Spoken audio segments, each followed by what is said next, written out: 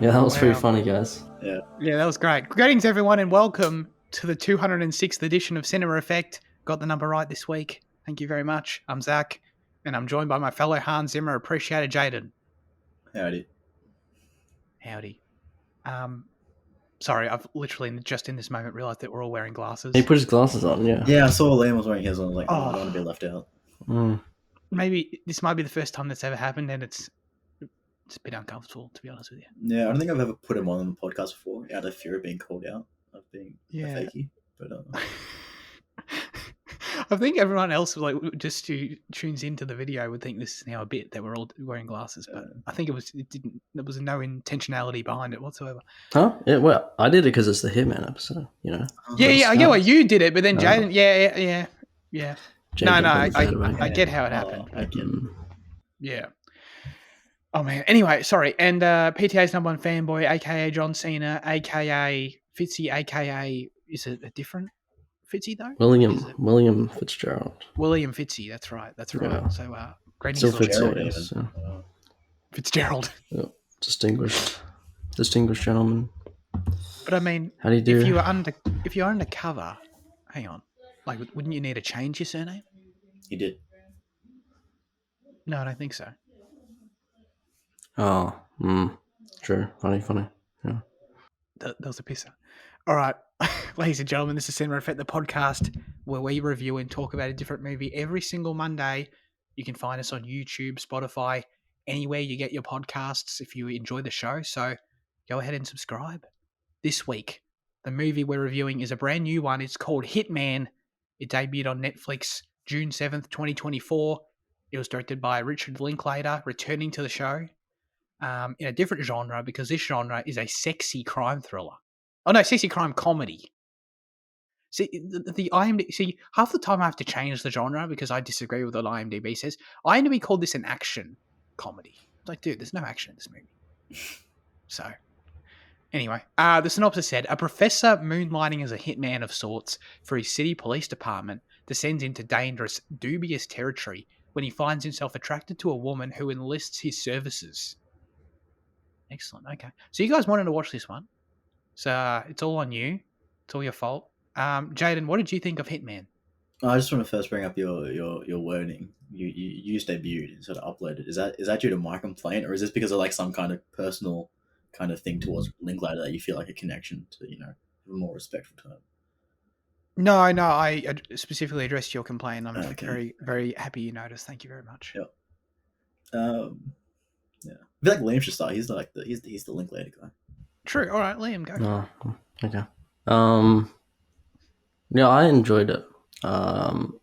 Mostly. I liked it.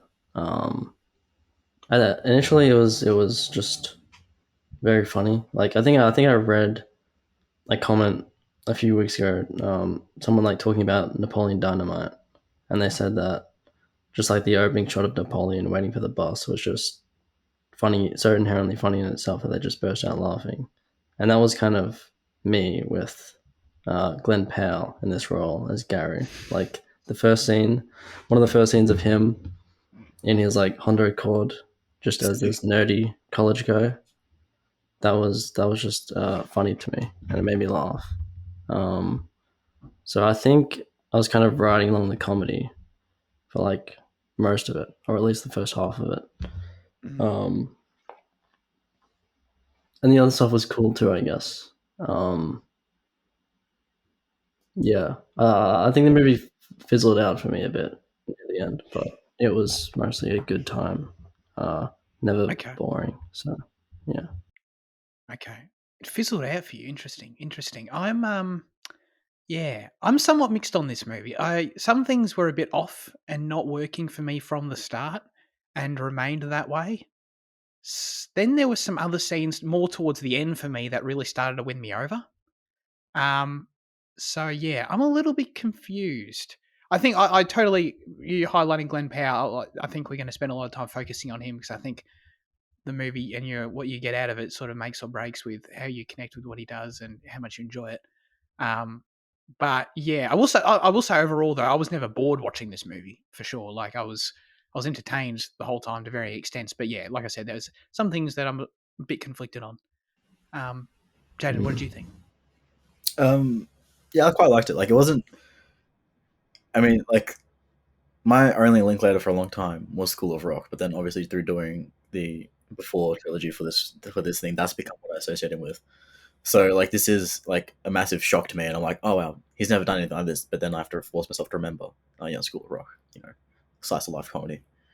I'm like, okay, so this is his wheelhouse, human stories. Um, and like, I think he plays. I don't know. I think certain strengths come through. Um, but yeah, I think it's my own fault for like expecting a bit more of a nuanced kind of relationship drama. Given Right, given right. given given what we've been doing.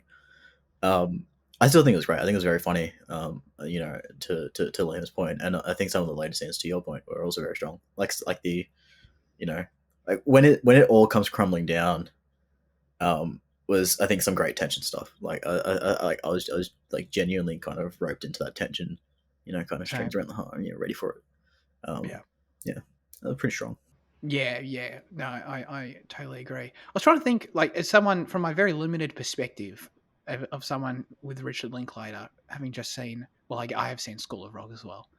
Um, but, just coming off the Before films, like, I was just trying to think about, like, what connects the films, You've seen Boyhood, like, haven't you? in his filmography. Oh, yeah, no, I have. Yeah, yeah. Been ages, though. Because you Um, pointed out it was, like, sort of, slice of life yeah, character stories. I think that Is that perspective what it in, is? in my mind is kind of what gets me. Yeah, okay. Yeah.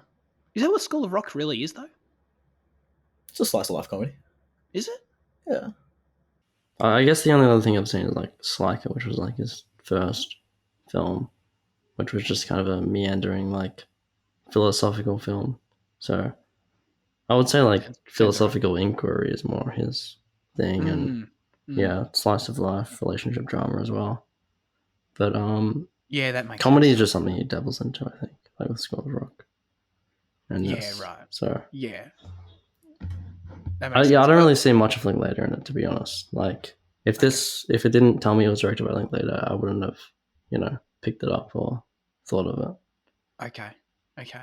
Yeah, that makes sense. Well, there was very philosophical overtones throughout the film, because Mm. he's a philosophy professor. How did his teachings of Nietzsche and stuff relate to his story as a hitman, as a man that moonlights as a hitman? What did you derive from that? What did I derive from that? Mm.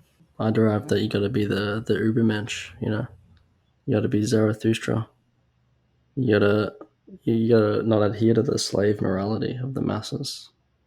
I didn't personally get that. I just thought it was kind of like, mirroring his story and his teaching. But No, you're right. You're right. Yeah, I'm just that's joking. all cool. Yeah, no, I didn't do philosophy in high school. Sorry, you guys did though.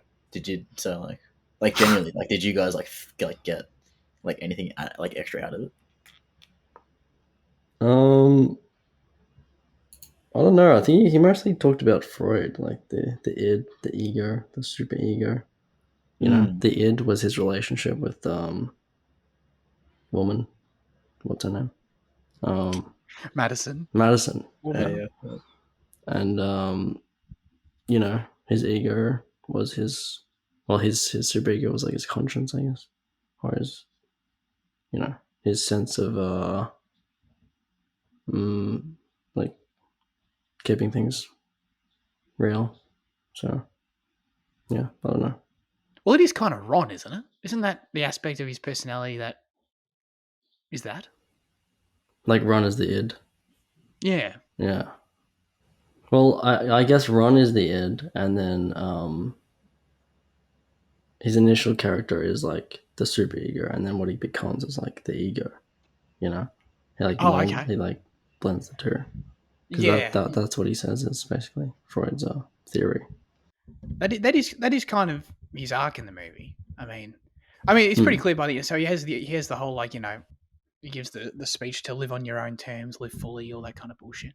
Um, and like he says at the end, he eventually found, this is jumping right to the end. He eventually found the right cocktail of Gary and Ron to, like, become this new version of himself.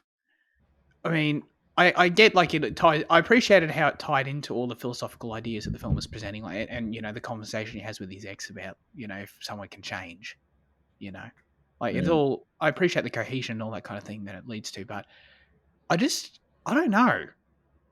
Like, it felt like it was trying to tell me that he became this new combined version of the characters, but it just felt like he became Ron. Like, what if Gary was remaining at the end? You know what I mean? Like, there was very little nerdy vibes there. It looked like he had abandoned cats. You know what I Yeah, mean? coward. Like, I feel like honestly, if there was like at the end he had a cat and a dog, like that would be like, oh yeah, that makes sense. We had two dogs, right? But like, So is it like, is it even meant to be the point at the end that he blended it, or just that he fully transformed?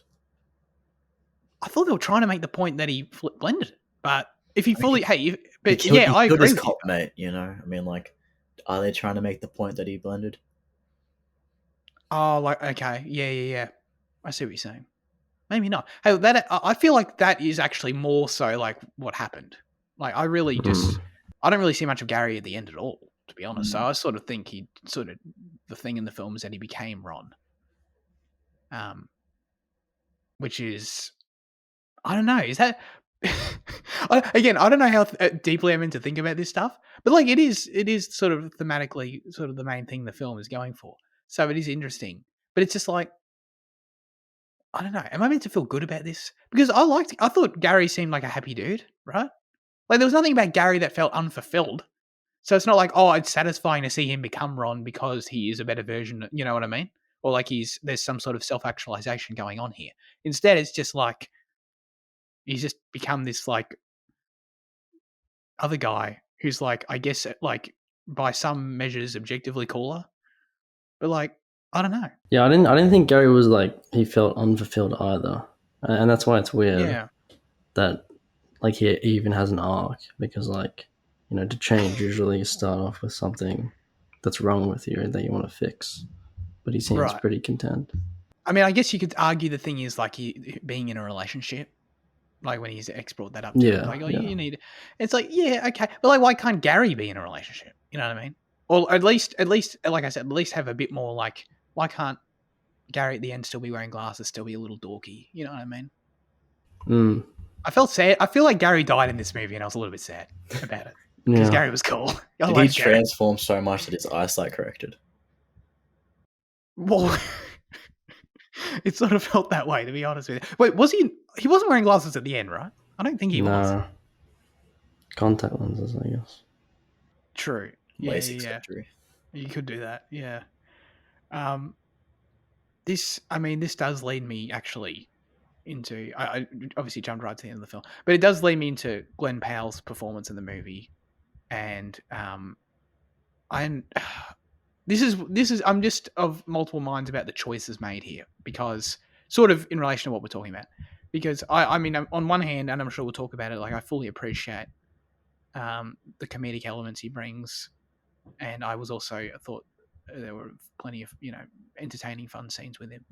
But on the other hand, it's just like this whole aspect of the two personalities of all the obviously all the different roles he takes on, but then sort of the main dichotomy between Ron and Gary. It's just I don't know. I struggled to buy it the whole time. I think I just couldn't buy Glenn in the first place as this nerdy professor guy as Gary. I like Gary as a character, but like from the start, it's like okay, Glen Powell is playing Gary. It's like an obvious not him, right? And then when he becomes Ron later, Ron is basically just Glen Powell. So it's just this weird thing of like, but Ron's meant to be the fake character that he's playing, but Ron just feels like it's him so organically. He's too good at playing Ron in this movie to the like because I don't think he is playing. He's doing the least acting there. So it's just this weird thing of like, then the whole story disconnects with me of like Gary is meant to be base level, and he just doesn't feel like it at all. Um, so yeah, I don't know. Like, could you guys buy Glenn playing the nerdy professor guy, and then as a separate sub question, like, did you enjoy how much? Yeah, I know Fitz already mentioned he enjoyed it, but like, was that how much entertainment value did that provide to the whole movie overall? I guess, regardless of if it worked or not. I bought him massively as Gary, man. It's mainly through the costume, man. Like this dude's wearing fucking 3/4 khakis. Like that's nerd behavior, you know. Oh yeah. Like and the sandals, you know, like like that does everything to sell the character of Gary to me. I think he plays him fine, you know. Like, you know, there's hot Yeah. everywhere, you know. Like it's not that out of you know out of your mind. No. You're right. You're right. And Mm. he's doing something with his voice, right? He was. I'm pretty sure. I heard that as he was playing Gary. He was definitely changing his tone of voice compared to Ron anyway. Yeah, every character kind of had their own inflection, regardless of like Yeah. how close it was. Yeah. Yeah. But even right away when he started as Gary, you know, I was just like, oh yeah, something going on there. Do we know if it was a wig he was wearing? Bro, I literally Any just thoughts on that? scrolled past a makeup thing on Twitter for Glen Powell, and I like, hold on, wait, let me see if I can find it. I was kind of distracted by his hair, to be honest with you. Yeah, I'll send you the link and you can judge. It looks like it's not. Really? It looked like a wig to me, to be honest. Wig confirmed, ladies and gentlemen. Thank you very much. I'll take it. I'll take the dub. They put a big wig on him. I don't know. Were there any of the so you mentioned Fitzy? You mentioned already that you liked Gary. Were there any other? I mean, feel free to talk about that more. But were there also any other of the particular personalities that were like standouts? Really funny. Oh, well, the American Psycho thing that Luke put in the Discord was good. I like that. Did you get that from it? Well, the subtitles literally said "a la American Psycho," like by way of American Psycho. But like, yeah. He I looked a must have lot been like writing him, a note. like Yeah, he did. the moisture kind of on the face, like how that was kind of reflecting off his temple was kind of very American Psycho. Yeah. Very Patrick Bateman. The reflection in his temple is what sold it. Okay. Not I mean, the yeah. tie and the kind of demeanor. No, but like his face is like it's got the whole like morning routine, with the shiny head. Yeah. Oh, I don't disagree with you at all. Yeah, no. Oh, good. Okay. I missed the subtitle and I just wouldn't have picked it up without it. But like, I'm Mm. not saying they did a bad job or anything. I didn't get it. But I think I was sans subtitle for this film. Wow. What's your like percentage on subtitle or not? I don't know. Like I'm watching Acolyte with subtitles, for example. Like I don't know. I think it just changes. Is there any logic? Nah, how I feel. Okay. Do I want text blocking the screen or not? You know. Bit of a mood. Okay. Yeah. I'm like, I don't watch anything without subtitles anymore. I feel like this film, as it's going, it's sort of, especially earlier on, it does feel quite reliant on the whole idea of him going undercover, taking on these different personas. You get these different montage sequences throughout. I think there's sort of a longer one more towards the start, but then they sort of come in, they trickle throughout as well. I don't know. Like, how much were these adding to the movie overall? Because I do feel like overall, the film does struggle to build any sort of tension until the end. So, like, I feel like you're sort of just scraping by on how entertaining these scenes are at the start, you know? Yeah, well, I guess that's kind of why I said like the comedy aspect of it was like what I was running off, and Yeah. that's why the movie kind of fizzled out for me because I felt as soon as like the relationship started and you kind of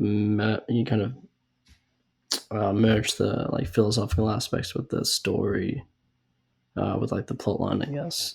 It became less interesting. I just think it was like unconvincing in a few ways in the end. Not just like the end transition and what that means, but like the killing and just the way everything kind of unfolds. Yeah. So those entertaining scenes earlier was like basically what I was like writing off, and it didn't really. I don't think the film evolved enough for me. That's why it kind of fizzled out. Yeah. No, I definitely see that. I guess for me, like I don't know. It sounds like I didn't enjoy them quite as much as you. I did appreciate like a few of them. I liked the British one. That was fun. I liked. Oh, the redneck was good. You know, when he tapped him on the balls, that was pretty good. That was like prime high school stuff right there. So, that was pretty funny, I guess. But I don't know. The whole, I guess I just never, it sounds like I just didn't love that stuff as much um, overall. For example, I found, the scene where he does it for the first time when he goes into that restaurant and he's talking to I think the guy's name was Craig. I wrote down. Mm. That scene just didn't work for me. It was just way too long, and like, I don't know, the guy, the performance from the other guy was like kind of cheesy, and it was just like, I don't know, is this going to be the whole movie? And thank God after that, when they went through all the others, they were just much more sped up and just like, I was into it after that. But that first go, I was just, I mean, I get that I'm meant to be in his shoes and it's meant to be like a challenge for him because he's like never done anything like it before. It just felt like he was almost too good at it. So then there was not much tension and it just went forever. But yeah, I don't know. I am glad that we resolved like what his role in the film actually was. So he was a teacher, because we were confused about this last week. He was a teacher who goes undercover as a part-time gig with the New Orleans police. How does this come up? How does he go from doing part-time work as their like? It sounded like he was their IT support guy. Yeah, It's I audio started visual off on stuff specifically, tech stuff. Yeah, and like hook and Yeah, shit yeah, up, yeah, you know. yeah. So he was like the AV guy. He was like, but oh like yeah, get the mics, for the stings. Yeah. Yeah. Like, make sure you got the labs going. Make sure Mm. your mics are turned up. How do you get from that to like being, I don't know, like I don't understand how you can do what he does as a part time gig and like still be teaching college. Like every now and again, like when we were deep in the Ron stuff, or sorry, just in the Sting stuff. Like every now and again they'd show him teaching again. I'm just like, how does he doing all this? I don't understand. because teaching doesn't. Well, I don't think teaching college has the most consistent kind of hours. You have like periods off and stuff. So I'd I imagine guess. it's just a flexible schedule that he has. But isn't going undercover for a police department like a full time job? Like, why would they? You know what I mean? I just can't see them allowing him to still be a professor. But they established it's not a full-time job. How They so? established because you only need to come in for one fucking hour per session. The police do all the real work of like getting the guys in contact, and then he just comes in to wrap it up. Yeah, I don't know. He's very involved in the cases the whole time. You know what I mean? He's always been brought in for the briefings, and I don't know. Yeah, but like, why can't it just be like he does half a work week at uni and then a half a work week at the cops? Like, why can't you say it does that either? It's just so. Does that not sound odd? Just holding a Like, part-time job. What do you mean? I guess. But I don't know. But like, isn't that the I mean, I guess I don't know how realistic it is. Like the whole thing of like, they don't seem too concerned about like totally compromising him. You know what I mean? I was just like, I mean, it's like comedy film, Zach. Remember that. I know. I was from the start. I was like, this is weird. I don't know about this. This is kind of odd. Well, it is based on like a real person. So Oh I yeah, they show know. him at the end. Yeah. yeah, Yeah, that whole somewhat true story thing was interesting. Yeah, I don't know. Like even that, I was just like, I was. I mean, maybe I should do more research, but it's just like I was so confused by it of like how this could actually happen that I was just kind of like, I don't know. I didn't really appreciate it for being a true story, I guess. But I did read that the guy who tried to hire him with video games, What? the Oh yeah. the teenager. Yeah, that was apparently based on a real thing that happened to him, a real uh, life. A Houston teenager. I've got her here. A brilliant kid. Yeah. He gave Johnson, the real life Johnson, 7 Atari games and $3 bills to kill a male classmate he thought was trying to win the affection of a girl he liked. So so not his mother. are hitmen really not real? Like, is that really the thing? Like, I think that's the thing that caught me the most in the film. They're not real. Yeah. No. Wait. Does the film make that clear? Well, that's what this whole like early spiel is about. Like, it's crazy that the public thinks that hitmen are real. It's like, but they're so ingrained in like media culture that like everyone just believes in it, and it's like, but why would a trained killer Oh, be so easily accessible for so little money and stuff like that? And like, I feel like it's trying to make the point that there is no such thing as hitmen. Like, I guess it's like right. distinguishing a difference between like mob hitmen Right. and like regular hitmen, but like, I don't know, it still feels very, I don't know. Yeah. And especially in like America where there's guns everywhere, like as if you don't have hitmen. Yeah, I agree. I didn't. Yeah, I know. I didn't necessarily take the film as saying that, but like saying that they don't exist at all. But They I think literally, it literally says. yeah, they literally said they don't exist. There's a whole no, montage, right? yeah, I know the montage. It had Mr. In Between in it, which made me put the whole movie up by a point. To be honest with you, because that was awesome. But It was awesome. yeah, I know the exact thing you're talking about. Yeah, I guess I didn't. Yeah, I didn't really think of that. But that's. Yeah. Yeah, that's. I don't like that. That doesn't make any sense. Yeah, just just in terms of things that we can't grasp, that's the one thing I can't grasp. Yeah, no, I'm with you. I can't Yeah. grasp it either. I reckon they exist for the elite, though. Yeah, they're just not available to the public. Yeah, probably. Well, you say that would at least make sense because his point about so little money, being Yeah. No, yeah. Now, someone like Ray from Mr. In Between definitely is out there in Sydney for sure. You know what I mean? But is he just a casual guy, or is he like work for like a mob or some shit? Bikies. Well, he's like a freelancer. Isn't he like a ex? He's a freelancer. Like he would do that shit. Yeah, he would do it for the bikies and shit like that. Yeah. But I'm trying to remember. I don't know. Does he just? I don't think he would just take jobs off the street like someone just come in and give him cash like he's never met before. I don't recall that happening. Doesn't he get connections from the people that are in the club that he like? Yeah. Frequents. Yeah, it's all. I'm pretty sure it's all like pretty. It's all tied to the criminal business stuff. It's not like. It's not like he's just killing people because, like, for the the kid who wanted to kill a classmate or something. I don't think that's a thing. So maybe in that respect, I don't know. Would you kill a child's classmate if sufficiently funded? Consider it. As evident by my pause. No, I don't know. I mean, there is. I guess the film does somewhat address it. Again, Jaden, your comment of trying to is coming back to me of it's just a comedy, Zach, calm down. But there is something ethically a bit odd to me about this whole sting operation. I'm just like you're catching people, trying to put people away, and I know it addresses this in that like a lot of them get off in court, but it just like what's the point of this? You know what I mean? Like they end up just getting off anyway, and I sort of don't blame them for getting off, to be honest with you. Like they being put in prison for. But it's conspiracy to murder. Yeah, I know, but like you're sort of the one incentivizing them to do it. But you're not, in the first because place. they're seeking out a hitman. Yeah, but like again, it's like, and it's a safeguard of like if they don't get a hitman, they might try it themselves. Yeah. Okay. No, look, that's a fair argument. It is, but I do see the other perspective of it being like, intention. And but that's why them getting off at the end of the day, fine because they learn a lesson anyway. They right. get a taste of it. They get close to Does the film make that point? Because actually, that's a good point. Well, the husband forgives the woman for trying to get him killed. What? The husband, Madison's husband? No, the old woman. The woman who gets set free in court. Yeah, come on, mate. Oh, right. Okay. Oh, well, that's pretty good, I guess.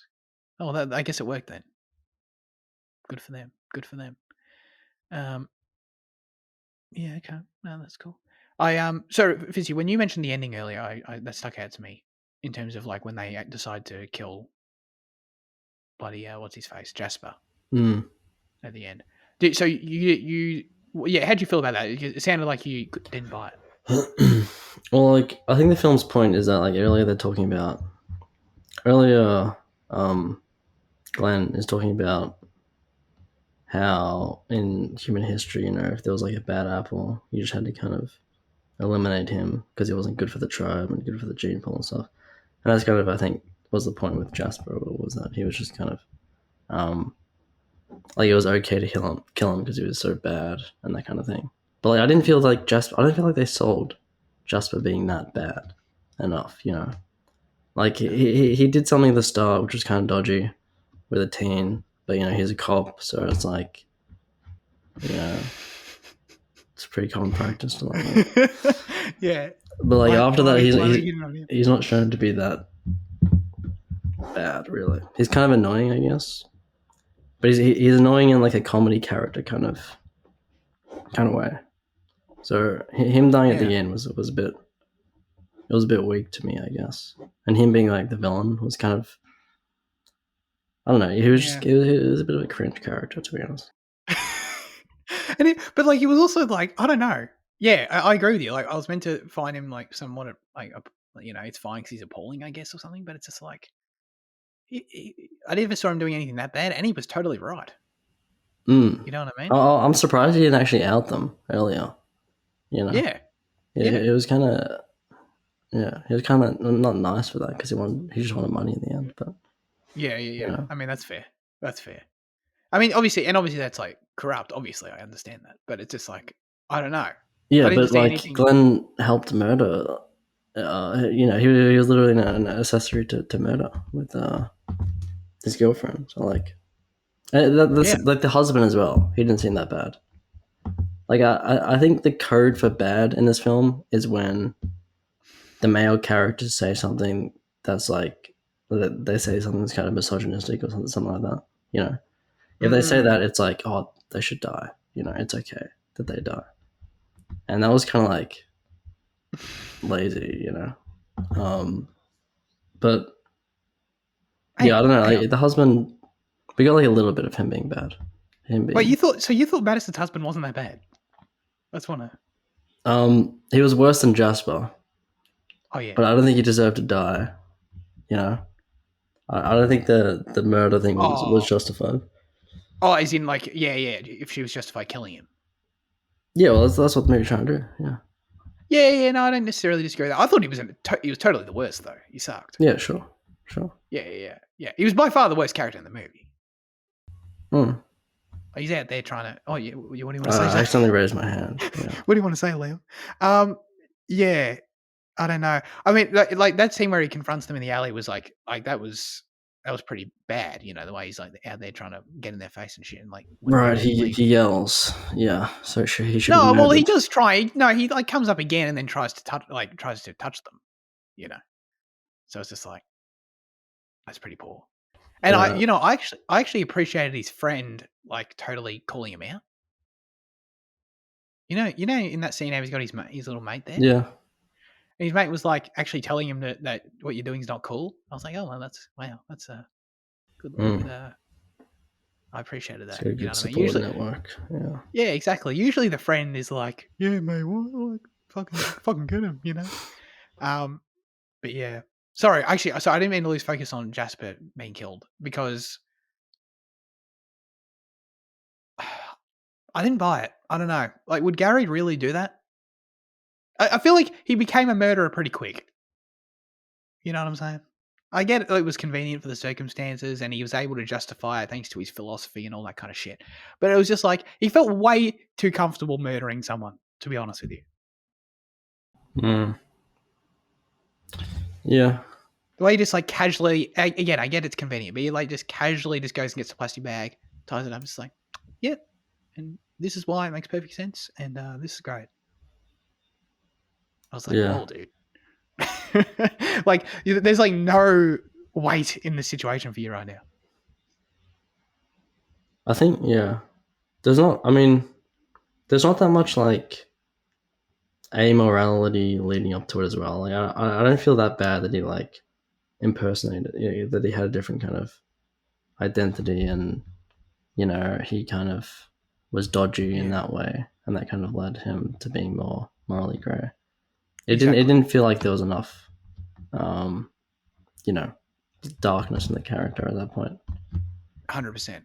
Yeah, I definitely agree. I think there needed to be some more, like there needed to be more of a crisis of identity in terms of like we have to, like something at the end where we have to see, they play more with the two, like Gary versus Ron more, and it's like Gary has to, struggle, but ends up becoming Ron to protect himself, and he's sort of, and that's a heavy burden, but he sort of, again, I understand it's not entirely what this movie is, but it was just even just like something where it's just like there's some sort of transitional struggle there that he presents. Yeah.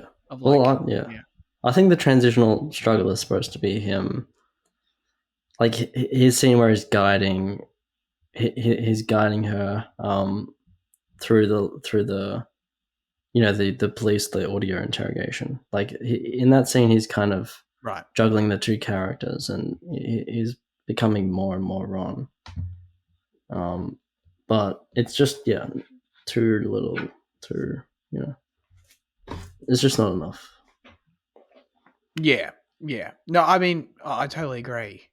I would have liked more of that. And but sort of to what we were alluding to earlier, and I presume what Jane will be alluding to as well is, I think like the best scenes in the movie for me, and what I was talking about, where it's just like, oh, these got me for sure, is when it all starts coming together. And like, first of all, it's the scene. It starts off when they go back to the police station, and he's just revealed to Madison the truth, and then they all go back to the police station. They're like, oh yeah, why don't you go and listen in on, go and do the sting on Madison now? And it's just like that immediately, like when that idea is presented and he's got no way out for it, that was really good stuff. Especially when like I just think like Glen Powell plays it so well, where he plays it off really well in that scene. Like he is I can see him being totally believable to the other police characters. Mm. The way he does that really well. It's really only Jasper. He's sort of like there's sort of that dynamic going on there between them as well. But and then no, dude, like for me, the scene with him walking in and then they're listening, but then he's got the notes on the phone is by far the best scene in the movie. Like it was just really exciting, and it just all that's sort of the tension finally sort of. First of all, there was some tension, and then it finally came together, and sort of something happened with it that was pretty creative. I thought. I don't think I don't know. Maybe I have seen a scene like that before, but it felt very creative and exciting in this movie for me. So I was a little bit surprised that it sounded like you weren't as into it. Well, I just think, like, as I was saying earlier, that was supposed to be the kind of semi-transitional scene that we were talking about, and it wasn't strong enough in that department. Yeah, I didn't really find it that tense either, just because, like, as soon as the notepad comes out, you know that that's the way the scene's gonna go. And like, I think I have seen true. that in kind of other undercover stories where, like, the guy like writes down on a piece of paper that the police are listening or whatever. Yeah, So yeah, I think the scene earlier that you just mentioned, where they're actually talking about this thing happening, had more tension to it for me. right. Yeah, no, that one definitely did too. I know something about no. You're actually right about that's a good point because I can also imagine other scenes like that where they like write a note down or something just to let them know that the police are listening. But something about this one was just so fast paced and like the way he had to keep.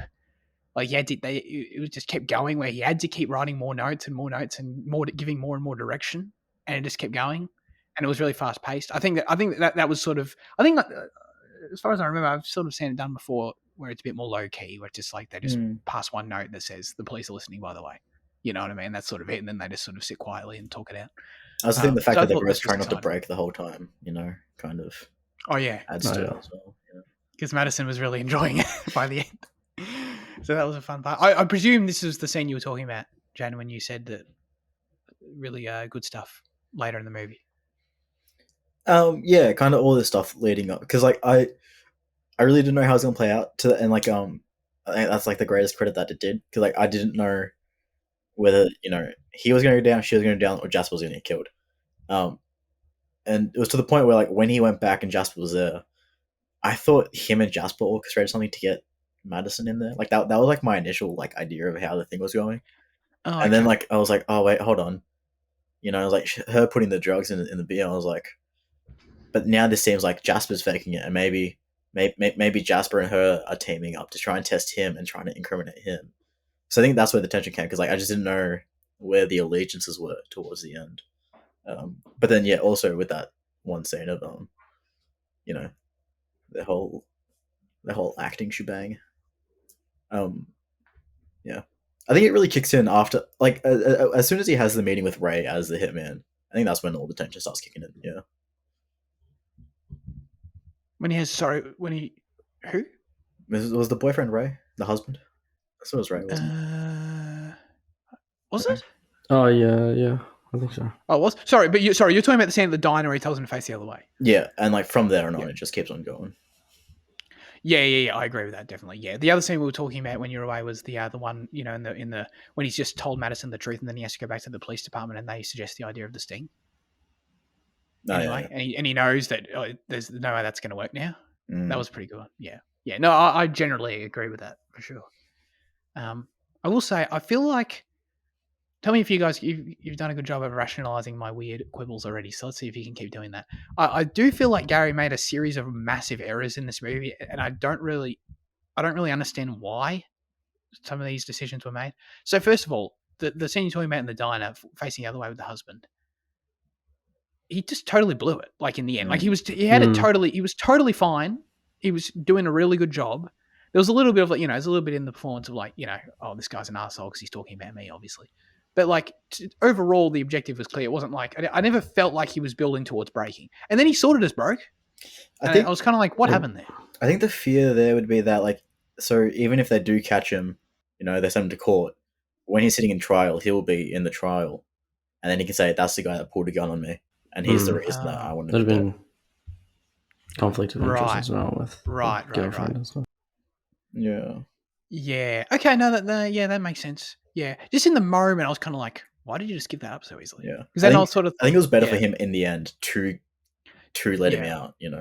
Because then otherwise you risk the whole court thing, and then Yeah. Okay. No, I like that. That's good. That's a tick from me. What about so when Madison reveals that she killed her husband, and he basically then just breaks and gives it all up. Like, again, I guess you could argue it's just like the shock of the news and just like now, there's nowhere else for him to really go. He feels in like trying to keep this performance up when he's just been told that news, I guess. But I just thought again, it was like that was an interesting moment to like start just tell her the truth about. My name's Gary, by the way. I don't really have issues with that. I don't know what I can say to remedy it for you though. Yeah. Okay. No, that's fine. That's fine.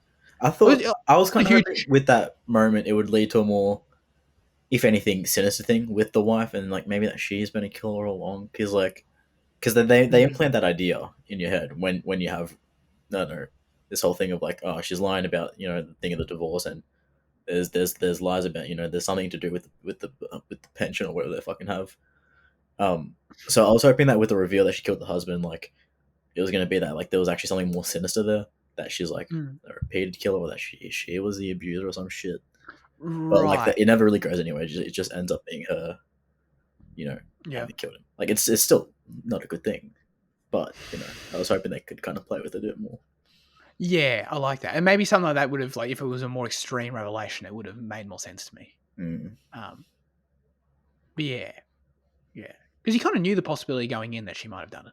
Yeah, I guess. Okay, the other one, I know there's a scene, like there's a brief scene where he's like driving in the car at night, and there's some sort of transition moment here where he seems to come to a decision, but it's the decision then to go back that night to her house. And then Jasper's already sitting there, obviously. But I was just kind of like, why did he go back that night? It just seemed like I don't know, like going back straight away. I feel like you'd be lucky to even see her again at all after what they just pulled off. And then he goes back, give her even, I don't know. I would definitely take some time. But like even a call, I don't know. It just felt like an odd decision. It seemed like they were all off the suspicion of her. Yeah, but like, what if but then what if it, like, I don't know, someone sees him and then the next day it's like, oh yeah, why'd you go back to her house? It was just I don't know, it felt like a big risk. I don't know. And I feel like the film, there was a brief scene again where he was driving in a car. I feel like the film was trying to communicate something about like why he feels he needs to do it. But I was just kind of like, that seems a bit dumb. It's like Wangara, at the end of Hate. I don't know, I'm not Wangara. He's going for it. When he's going for Wangara. Yeah. Yeah, you just can't. Yeah, you can't really explain it. It's all deeply emotional. Yeah, it's not nearly that good though. By the way, yeah, cool. Okay, I saw Glen Powell had a writing credit on this movie. That was that happened. When did that happen? That happened recently for another film we did. I can't remember. Probably Tom Hardy in Mad Max Fury Road. He probably wrote all his dialogue. Ethan Hawke and Julie Delpy in Before. Oh yeah, that's right. Yeah, Linklater. That makes sense. Makes sense. Maybe he's just a lazy writer and just gets his cast to do everything. Yeah, exactly. Do you have any thoughts on? I always forget her name. Who plays Madison? Do you have any thoughts on the character, the performance, anything like that? No offense. Sorry. Adriana. Yeah. Is she like on the rise after Andor? Like, did anyone know who she was before that? I certainly Well, didn't. she was in Narcos before that, and I think Narcos. Oh, you said that. Yeah. But I don't know. Maybe she seems pretty young. Maybe she is on the rise. I don't know. Yeah, the film did earn the Netflix genre label of sexy, I guess. Mm. Some of those scenes, I was kind of like, wow, I was not when that started happening. I was kind of like, I did not get this impression from the film I've been watching so far. There's not really any like for her. I feel like she gets over her whole like traumatic relationship with her husband pretty quick. Yeah. She can somehow afford this great looking house with like that cash she had in a in that little envelope or something. And I was like, okay, that's kind of weird. And then I don't know. Again, I feel like Glenn's just too good at playing Ron. You know the scene when he's at the goddamn dog charity thing, and then he runs off and throws the football. It's like, that is such a weird scene, dude. Like, why can Gary go over there and just like totally be a total athlete, NFL? Dude, I thought he was gonna have like a pussy ass throw and just fucking spike on the ground or some shit. Yeah. That's the thing, but like he should have though, right? Yeah. That's I mean, the thing. he's a pretty physically built guy anyway. Like he's fine, I guess. Oh yeah. No. Glenn is for sure, but it's just like no. But even even for the character, I guess it like speaks like it's it's fine. Yeah, I don't know. It was no. I get that, but it's I feel like you got to lean into it, and he's like I feel like it would have been, and doesn't that add some better tension where it's like he goes over there and he's like she notices that he throws the football shit or something, and it's just like, that's kind of weird. I don't know. I feel like there's more you can play with there that would have like the more crossover between the two. Like he just for that scene, he's just totally Ron, 100% nails it, and throws that football like an absolute monster out there, and it's just kind of like I don't know if I believe that, but sure. Well, I don't think he ever like falters in his characters that much, or like blends two characters together. Because like as you said earlier with Craig, like straight away he's just Craig. He's just this new hitman guy, and he plays it like perfectly. Yeah. So like the film never really tries to do any of that. No, I guess and I just feel like a little bit of it like could have just added a fair bit to the even if you just wanted to make it like with the football, like just make it, even if you don't want to add dramatic tension with it, like even if you just add a bit more comedy with it, like the football thing in that, like that's fine. I don't know. Yeah, it was kind of weird. And like I said, like when Ron's throwing that football, that feels like Glen Powell, like the real guy. So then I can't. Then when we go back to Gary's scenes, I just can't buy him at all. I just feel like Gary feels like the guy he should be going undercover as. You know what I'm saying? And then like Ron's the real guy. Yeah. So it's just kind of like I feel like the whole foundation of the movie is kind of just opposite for me, I guess. There is sort of this middle section where there were the smaller scenes and stuff. Any other scenes that stand out? I thought it was pretty funny when he meets Madison for the first time, like in that when they're doing the sting, and like the second she brings up like cats, like he just couldn't help himself but start flirting with her. Basically, that was basically the trigger. So I thought that was pretty funny. I enjoyed that. Yeah, I loved all the relationship shit like that kind of built this like second act, I guess. Okay, I really bought into it. Good chemistry. Great chemistry. I mean, yeah, that is sort of the other weird thing about the ending, where it's just like, I don't know, it's just like a happy ending, but it's like this, and then they do like the sentimental pictures of the real guy, and it's like, oh, yeah, what a great guy, Gary Johnson. It's like, I don't know, I just saw him kill someone 5 minutes ago. You know what I mean? Yeah, that's why I was kind of that's why like with my hopes for the thing was that like the twist was that she was gonna be the killer, and that it was gonna be like a more kind of resolute thing. I feel like they left in a really great, like I think it goes back to your thing about the blending of the characters and where you leave with Gary and Ron is like, I don't know, if it just ends so grey, and like for a lighthearted comedy film that the most of it is, to end on this kind of murky point of she's a killer, he's a killer now, but they're all happy. Yeah, but it doesn't. But the odd part about it is like that could be good if I'm meant to feel a bit yuck about it, or if the film is presenting some like a bit yuck. You know what I mean? Or like or it feels like, oh, I don't like that. If I'm meant to question the characters, or if I'm meant to respond in a way where it's like it is grey, it is like objectively morally grey, I suppose. But where I'm meant to like feel that grayness and be like, oh, I don't know. Instead, I just feel like you're meant to turn off this movie and just be like, oh, that's great. They were happy. Oh, Yeah. they had a great life. Hmm. Oh, and it's just like, I don't know. That doesn't really reflect their actions. You know what I mean? Luke wrote in a review for Hitman. You can't tell me that Liam wouldn't do this. Why'd 6 you out of read 10. that one, but you didn't read like the previous one? What That's previous strange. one? Like, what did you like Furiosa? Yeah, I think you wrote a review as well. They didn't. Oh, no, we Say don't it all. acknowledge that. Yeah. We don't, that's getting cut. Was it a That bad? part's getting cut, Liam. Okay. Yeah. Oh, yeah, that too as well.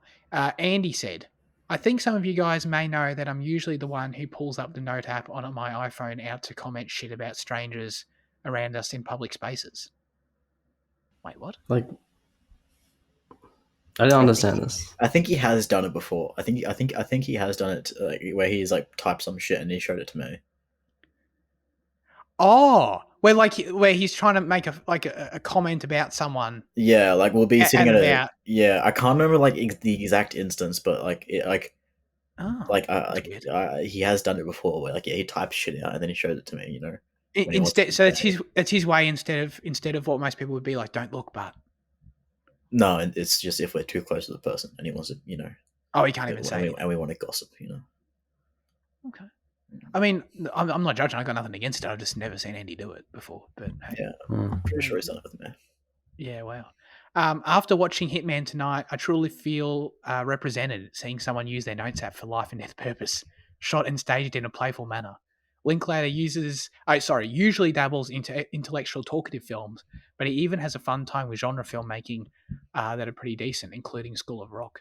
I enjoyed Linklater's subtle take on a crime flick, and I was more amazed finding out Glen Powell also wrote this screenplay in the credits. Yeah, definitely. 8 out of 10. There you go, Andy enjoyed it. I like the way you put that. The note scene was shot and staged in a playful manner. I agree. That's why it was really good, I thought. I love looking at Liam's camera and he gets flashbanged every Yeah, now. yeah. it's so random.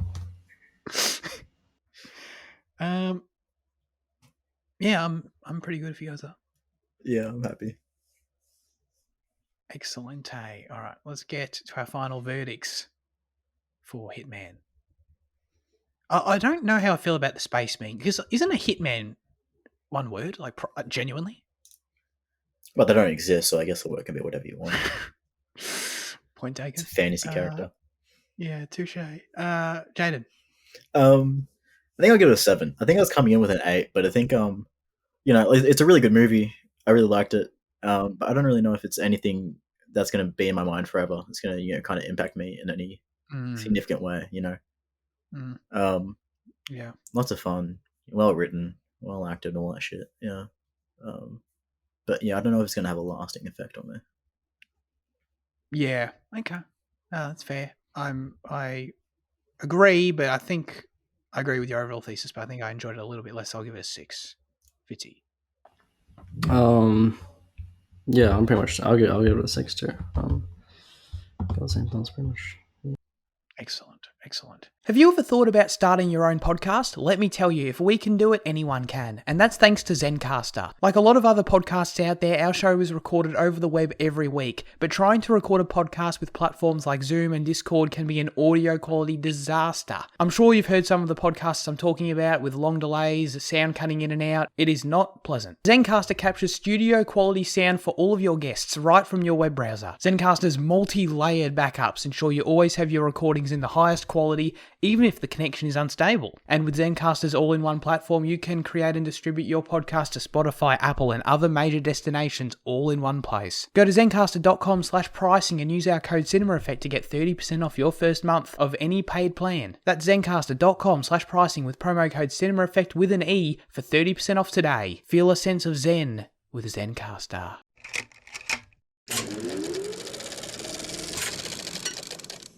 We nailed it. All right, let's get into a League of Legends focused news chat to my dismay.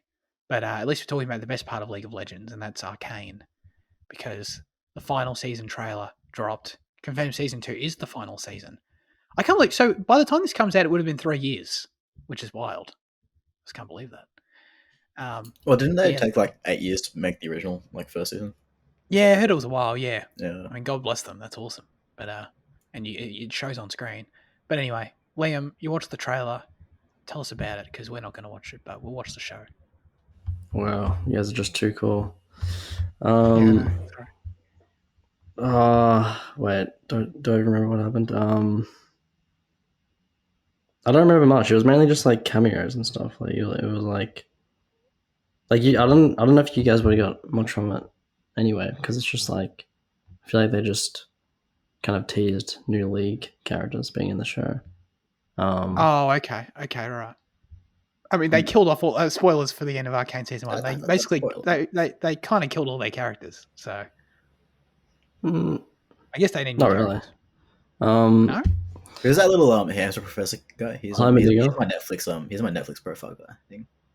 Oh really? Oh. Yeah, that's funny. Yeah, Heimerdinger. He's still sticking around. But yeah, I don't know. It's more. It's gonna be Vi Vestring. So it's gonna be, you know. I don't know. Like I guess they're involving that other. Is it Demacia or something? The other, the adjacent kind of kingdom or world, I guess. Yeah. But that was kind of already hinted at last season. So yeah, it looks like more of the same, but it looks really good. So, yeah. Cool. Does this news of the final season flabbergast you? Does it disappoint you? Well, it's like the final season for this story, as we kind of said earlier. So yeah, I don't know. Civil War outside. Yeah. No, I'm looking forward to like looking at the other worlds, looking at it expand in the adjacent seasons or whatever you want to call it. Yeah, right. So okay, so that's the thing. They're gonna it's just gonna be more League of Legends, League of Legends shows, I guess. Yeah, more stories from different places. There's like so much lore they can, kind of take from. So, I mean, how many characters do they have in their library that they can pull from now? Like 160 or something, probably more. Holy shit! Wow. Now it's time for our highlights of the week. Jaden, what have you been watching, sir? Yeah, I'll chat about him because he's he's top bloke. He's my favorite guy. One of my favorite guys. I watched another Paul W.S. Anderson film. I was shocker there. I watched The Three Musketeers. Like 2011 film for him. He was kind of in between some Resident Evil stuff at the time. I loved this film so much. I was grinning the entire time. I was so happy watching it. It is like I don't know, like I haven't read the original book, and like it's pretty easy to see that it's unfaithful to like an adaptation. But like, regardless of that, I think like it is like I don't know, it's just such a fun combination of like humor, action, genre, like and like setting and all that shit. It's just incredibly pleasing to watch. It doesn't have like it doesn't have the melodrama of like of Pompeii. So like if don't go into it expecting that, but it's like it's got your share of charm. It's an absolutely star-studded cast, which is I was not expecting. I knew Mila Jovovich was in it because obviously, but then like you got Logan Lerman, you have Orlando Bloom, you have like in Stevenson, Yeah. Luke Evans, McFadden's in there. Who's Christoph Waltz is a. Oh, God, you're getting me horny, Janet. Wow. It's unbelievable. It is a ridiculous cast, which was like which is a great shock and surprise. The CG looks pretty good for like the towns, like Paris and stuff like that, but also the settings. It's very very nice settings, very very well built, shot, chosen. I guess like location chosen. Yeah, I think this was great. Which is on the unpopular side of the opinion, but it is what it is. What are you gonna do? Well, dude, what are the Three Musketeers? I've got straight up no idea. Like, where is it set? In France. So it's a French thing. Is it like 1700 shit? Well, I was trying to figure that out because King Louis Right. Okay. That's giving me an idea. Which one? It was only King Louis. I don't know. It's after Da Vinci's death because they steal his plans, but it's before the modern era. I think it's like 3 away from like it's like Louis the 11th or some shit like that. Which for me, I don't know. I don't know exactly where that place is. Right. Okay. But it's like yeah. I got you. It's like sort of medieval French shit. Yeah. Which it was. And they got the swords. They got the swords, Got the swords. but there is some guns as well. So Right. like early guns. So it can't be that early. Yeah. Okay. Yes. All right. So I guess we're talking like 15 to 1700s ish. In that period. Yeah. Okay. All right. 16, all right. I'd say. Yeah. I like that. Okay. Cool. So is this like tops PWSA at this point? Resident Evil's still better. Okay, Just all right. as an overall product, as there's quality in it as well. Whereas Yeah. I think this is more of a guilty pleasure type of pleasure. For sure. Yeah. Oh, that's exciting. I'm very happy for you. That's Yeah. great. Well, I'm sure we'll check him out on the show again soon. Really? Hopefully, because Pompeii was a certified banger. You know what I mean? One of my favorite films of all time now. Cool. Yeah. So this week I finished Poker Face finally, and I don't know. I feel like this show's been out forever. I've just been meaning to watch it forever. But yeah, so I'm late to the party. But it was fun, really fun show. Definitely recommend it. It plays. So the idea is that the main character played by Natasha Lyonne can tell when anyone's lying, and so she has a different murder mystery every week. And the show does a really good thing with its formula, where after the first 3 or 4 episodes, somewhere around there, it's sort of like each episode follows the same formula, where it's like you see the murder for exactly what it is, and then basically the first act, and then the remaining 2 acts are basically then like Charlie trying to solve it, and it's like okay, cool. So they established that for the first few episodes. It's like okay, that's a formula, that's fun. Natasha Lyonne's just cracks me up in the role. It's really funny. Just makes me smile. And that's all great. But, it's like, okay, that's the formula. Then the show does a really clever thing where it starts playing with its formula. And it's like, okay, we'll do it just long enough to have you think that this is the way the show goes. And then it sort of just doesn't. It sort of just ends up totally messing with its own rules in terms of structure. And I really enjoyed that as well. It made me then, by the end, of just like started playing with different structures and totally different orders of events and all these kind of different things.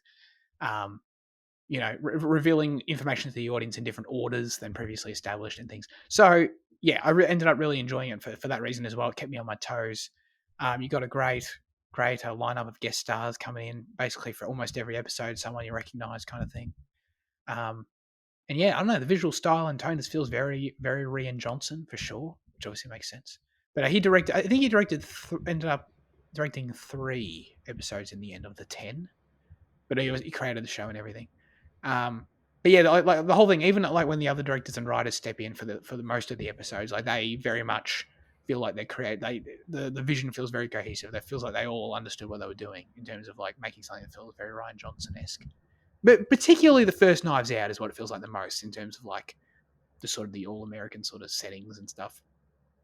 But basically just the fact it's in America and it kind of feels like Knives Out and it kind of look, photographed like Knives Out. It's what reminded me of the most. But yeah, highly recommend it. It's a really fun show for sure. Looking forward to the second season, which is coming at some point. Okay, Liam, it's your turn. I don't know. The boys started. Oh, yeah, check out that first one, or are there multiple episodes? 3 episodes. Oh yeah, right. Amazon does that. Yeah. Yeah, it's pretty strong start. Just talk about the boys. I don't know. Dumb money. Is there much to talk about there? I wish I had a cool answer like the Three Musketeers, but I don't. Yeah. The boys is good. It's kind of, I don't know. They're re-establishing all the kind of, the broken relationship kind of stuff at this point, and it's kind of like, it's just like a hurdle that you kind of have to get over, I guess, because there's so much like, I feel like that's like one of the cruxes of the show is like I don't know, characters breaking up, I guess, and like feeling bad about each other, and that's kind of what is happening with Butcher and the boys, and but yeah, overall the show's going in the direction I kind of hoped it would, where it's getting larger scale and it's becoming kind of Homelander and Newman versus everyone else, I guess. So and Homelander does feel like the kind of there is like a season villain ish, but it's not the same as the other seasons in the same way, really. Like they do have to take her down, but it's like she's powerful in a different way. I'll say that. And she's there just to aid Homelander as the main villain. So yeah, it's cool that they're finally telling this larger scale story. I just hope they can pull it off. I guess I think that's a season 5, so it's not like the end of things, but they haven't. I guess we'll just have to see if they can they can do this, because we haven't really seen it yet. It's just kind of each season it has been contained. So yeah. In terms of build to something, I get what you mean. Yeah. Definitely, I felt that way as well. Yeah, cool. Just say, I'll check it out. Yeah, they walked back on Kripke's comments about going past season 5. Like, okay. Because like 2 weeks ago, it's like, ending at season 5 was the dumbest thing we ever announced. Now we're gonna go forever. But then like apparently it was this week where they're like, no, it's definitely ending at season 5. But then like they released like a roadmap of like multiple seasons of Gen V, a direct sequel show or something like that, and then like some other stuff as well to it. Okay. Walking Dead style. Yep. Gotcha. Okay, cool. Hey, if they can tell a cool story in 5 seasons, that's fine by me.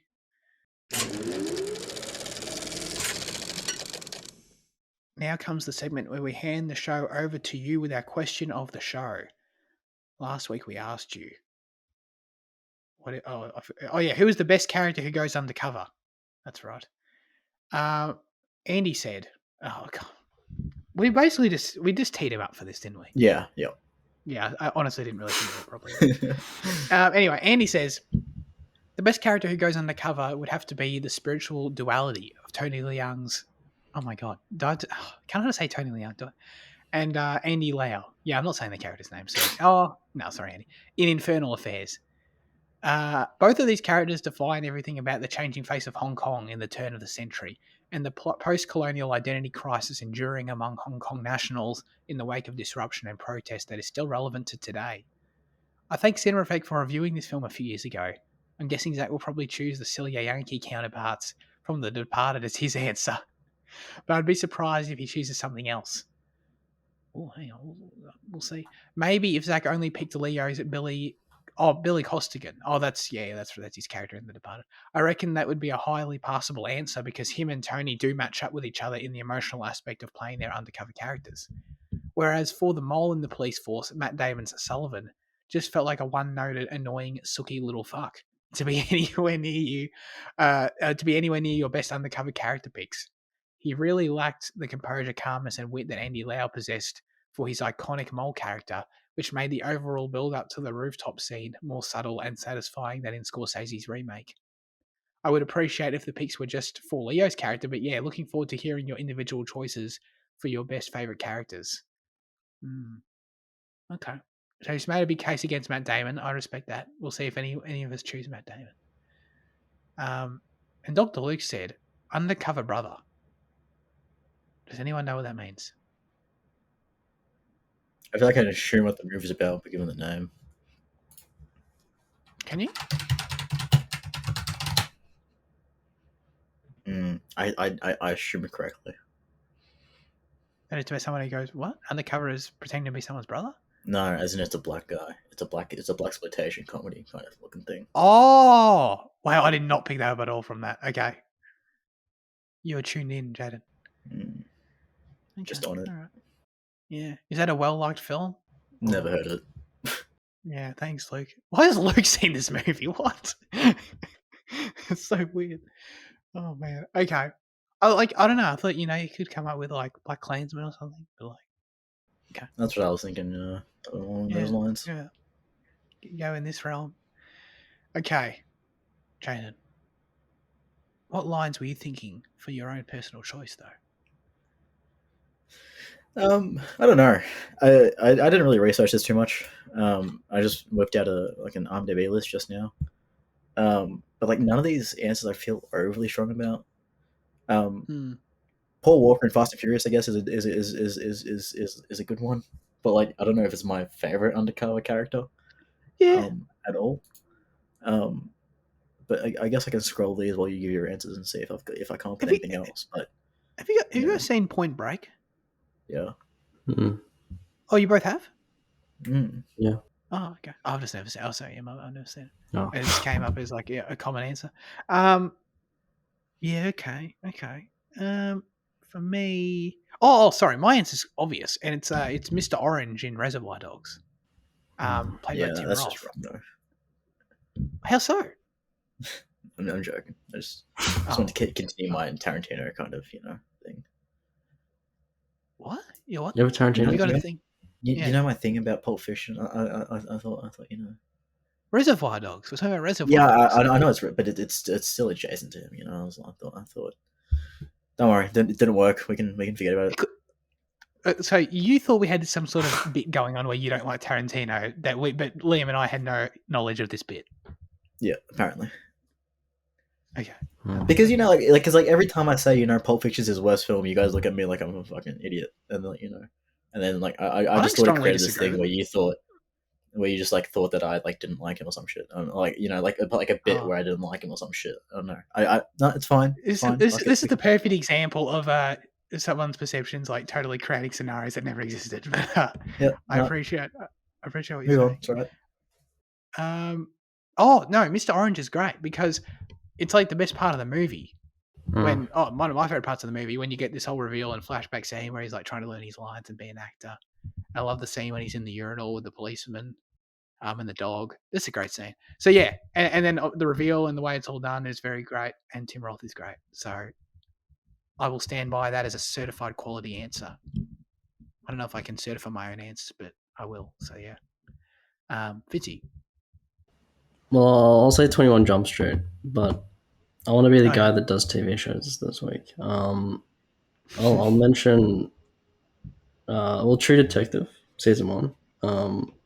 Like when he goes undercover, it's not even getting into the main story at that point, but it's still like pig television, you know. Yeah, Like that okay. one shot episode was like amazing. Him infiltrating that biker gang and everything was very cool. Um, but also Jaden, Line of Duty. Yeah. You know, As you soon as got you a said bunch TV of shows, shows. my mind was like, oh, right. Yeah, every season is a great undercover story, pretty much. I don't know who would take the most. I guess Vicky McClure. Her undercover stuff is really great. Um, and so I guess some of the characters who are in like Closer to Trouble, like the second seasons, that woman was really great. So, and Stephen Graham's good. They're all just Yeah, really good undercover. yeah. So. No, you actually got the right answer. Yeah, I want to change mine to him. you haven't given yours yet. Yeah, okay. My answers are yeah, Lance. There you go. Nice, cool. Yeah, I saw. Yeah, like, do the Incredibles count? But it's like then also at that point all superheroes count. Yeah, no. It is a little bit different from most superheroes where it's not just like the secret identity and their superheroes. Like they do full on like have to they Because I have ditch like a their band on superhero them, right? personas. Yeah, and they full on So it's a little bit different than a regular sort of secret identity dynamic. But yeah, I don't know. Superheroes feels a bit cheap nonetheless, I think. So I was happy with my answer. Okay. As always, we'd love you to submit your responses, thoughts, and/or reviews for next week's film in the YouTube or Instagram comment sections, or join the Discord server. This week, the specific question we'll be asking you is Jaden's favorite question. Well, it's basically made for Jaden. No, Well, no, you busted us. actually, it's actually probably made for everyone but me, to be honest with you. Who is your favorite DJ? Let us know. I guess, hey, like, is there a chance I could come in and like characters who are DJs? What Yeah. character is a DJ that you're gonna fucking answer? I've got no fucking idea. but it was just a thought that came to me. Zac Efron in We Are Your Friends Yeah. would be acceptable My because answer. that's bang on. Right. Is there some like? Oh, Daft Punk in Tron Legacy. There you go. Oh right. Hmm. Is there going to be like some low key like law for an actor I like or something, where like they've been seen DJing once? You know what I mean? Well, Shaq DJs. If you're a basketball Right. fan. But, no, I'm not. But like that's the kind of thing. Like, can I find that for someone I like? Um, I'll have to wait and see. Yeah, I don't know. hmm. I'll just be scourging pictures on the internet, like any celebrity who's DJ'd. They're my new favorite DJ. Yeah. Okay. That's it for this week's episode of Cinema Effect. Thanks everyone for tuning in. Fitzy, what are we doing next week? Oh, we're doing the pole, another glorious pole win.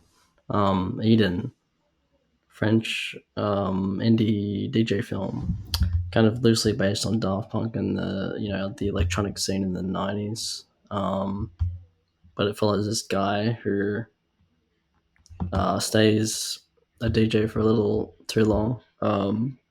So yeah, it's a fun film, about the kind of the music, and the nightlife and stuff. So yeah.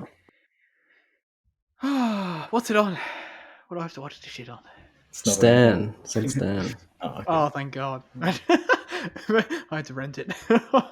The ultimate this betrayal, man. The ultimate stab in the heart. But whatever. I didn't even vote, guys. So it feels good. Luke, why did you vote for this movie? That's it. I've said my piece. All right. That's it. I appreciate Liam and Jana for joining me as always. Thanks everyone for listening. I'll see you next week. We'll see you next week, and goodbye.